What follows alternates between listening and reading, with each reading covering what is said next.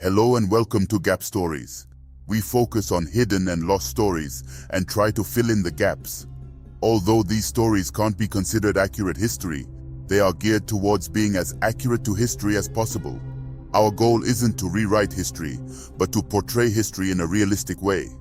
Even documentaries have to embellish in order to push the story along. If you don't agree with the historical aspect, that's fine. This is mainly for entertainment purposes. But make no mistake, our goal is to stay as close to history as possible. Hit the like button and thanks for watching. King Wash, you have ruled with an iron fist, sowing fear among those you swore to protect. But today, that ends. King Wash, his eyes filled with defiance, suddenly lunges for a guard's sword and swings it towards Narmer. I will not be humbled. I am a king. Narmer, with the agility of a seasoned warrior, sidesteps the attack and disarms Wash with a swift strike from his mace, knocking the sword away. He then grabs King Wash's hair and strikes him with a mighty blow, knocking him out cold with blood dripping from his mouth. A scene remembered by all the witnesses and etched on the palate of Narmer. Enough! Your reign of terror is over. You will not sell, mistreat, beat, steal, lie, or terrorize the people of Kemet anymore. The guards quickly restrain King Wash, his attempt at violence thwarted. Narmer addresses the crowd, his voice echoing through the courtyard. Let this be a lesson to all. Kemet does not tolerate tyranny. We do not revel in death of another king. However, the laws of Ma'at are clear. You will be a testament to the fate of tyrants. I must and will carry out the justice for Ma'at. Take him away. King Wash is led away. He is taken for execution. The servants and subjects of Kemet watch, their expressions a mixture of relief and contemplation. Being a king is no easy task. In order to have order, you must show consequences to actions. Kemet was lawless until Narmer established order in Upper and Lower Kemet. To be a good king, it takes bravery, consistency, and care for your people. King Narmer had all of those characteristics and established the first dynasty because of it. King Wash is put in a guillotine. Many of his loyal subjects start to cry profusely. Even though he was a tyrant, he still had loyal subjects. Suddenly the rope is dropped, and King Wash is no more. A crowd from his kingdom is stricken with pain, but the majority of his old kingdom is relieved. King Narmer now takes over the Wash kingdom as his own and consoles the subjects he has just acquired. Return to your homes, your families, and rebuild. Kemet shall support you, and together we will forge a future of peace and prosperity. As Narmer turns to leave, the people of Kemet begin to murmur among themselves, a sense of hope kindling in their hearts. Narmer doesn't know it yet, but from this day forward, a peace falls over the land. The people are happy, and the economy is the best in the world. With him acquiring King Wash's land, he now focuses on building Memphis. The King Narmer palette shows his road to ruling both lands. His foes include the leader, King Scorpion, Hapi and Seshat, Merita, Thief 1, Thief 2, and Thief 3.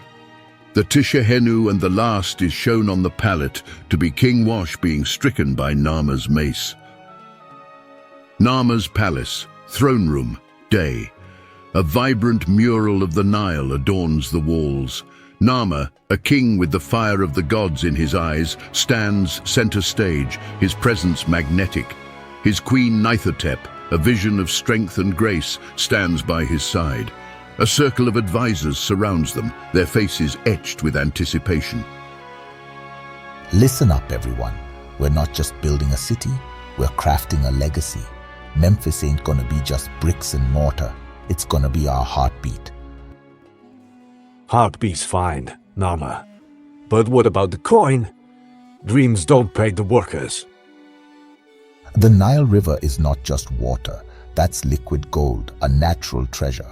We'll channel that into wealth, into Memphis with trade. The workers will be paid a king's ransom, taxed of course. And let's not forget the people. they are the soul of this dream. Their hands will raise the temples, their breath will fill the streets. That's right, my queen. It's for them we rise, for every man, woman, and child who calls this land home. You have vision, my king, but it's a long road from here to there. Are you sure we can walk it? Long road? Please, I'm King Menes. I have already endured a lot. And we are the Kemetu. We make roads where there are none. We turn deserts into gardens. And we do it together. United, with love and respect for all. We are glad you're enjoying the show. Don't forget to subscribe to the channel and hit the like button for us ladies. Please? Narmer's palace, Narmer's private chambers, night. The room is dimly lit by oil lamps. Narmer, visibly weakened but with a spirit unbroken, sits propped up on his bed, gazing at a miniature model of Memphis. Queen Nathotep tenderly holds his hand, her eyes filled with a mix of admiration and concern. Look at it, Neith.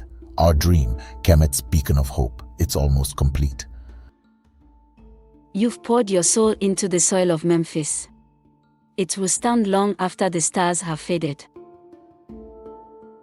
I just wish I could walk its streets with you, see the children play by the great temple.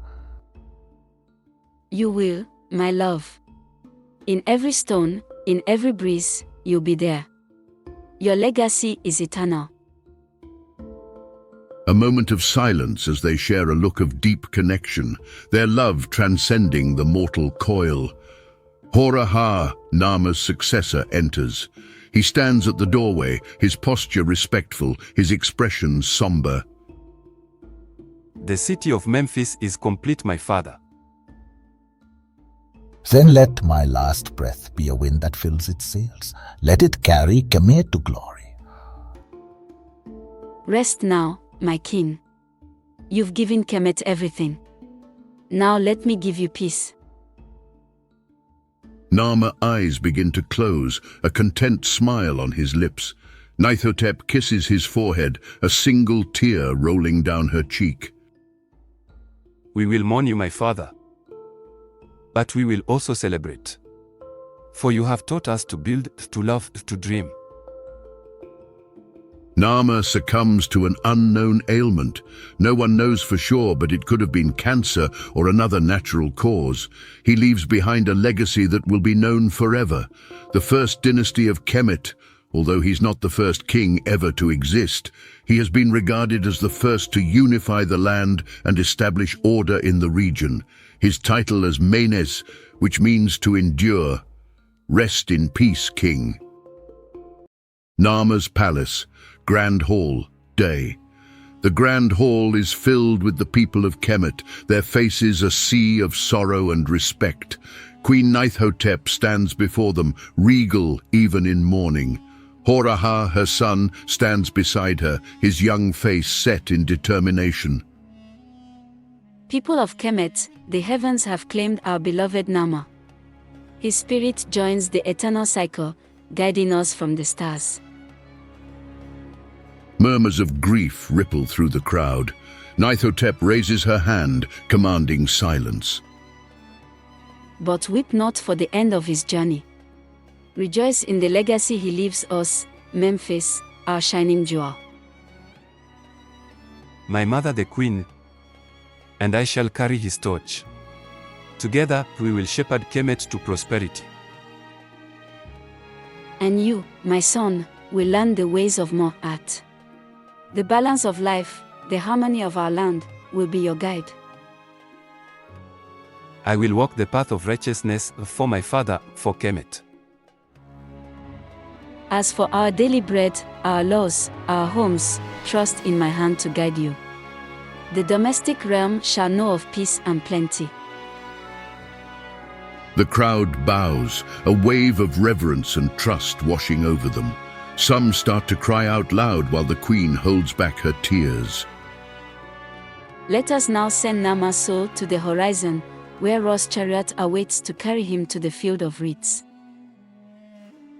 The people of Kemet raise their voices in a haunting chant, a farewell to their king, a promise to their future.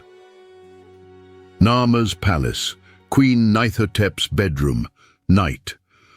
The room is shrouded in darkness, save for a single flickering flame from an oil lamp.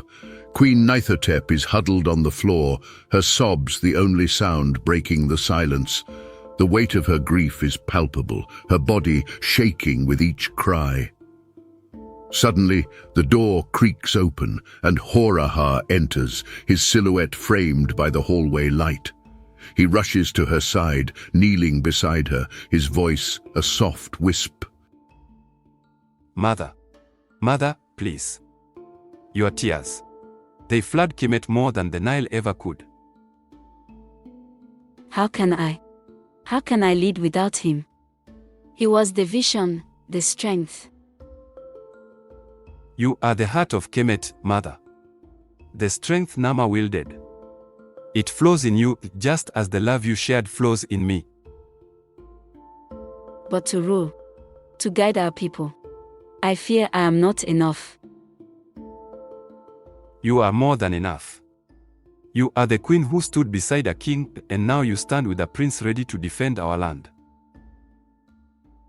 Your father deserves a farewell befitting the eternal Pharaoh he is.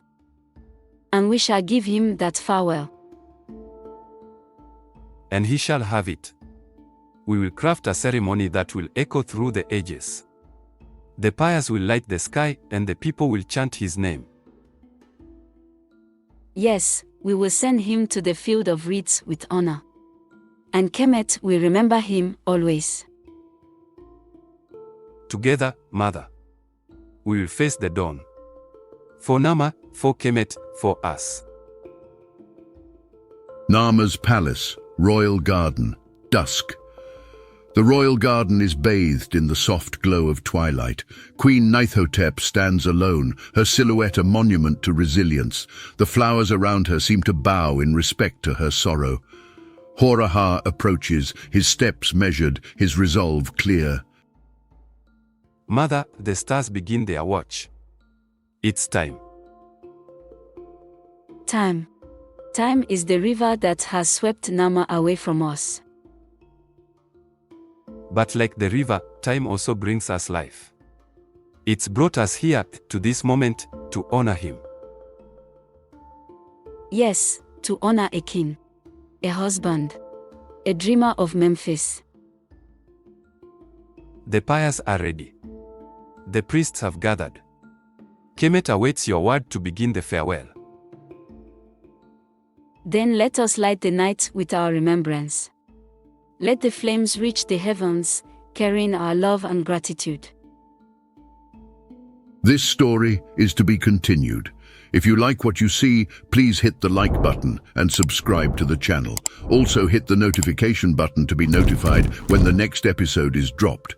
Also share this video with your friends. Why?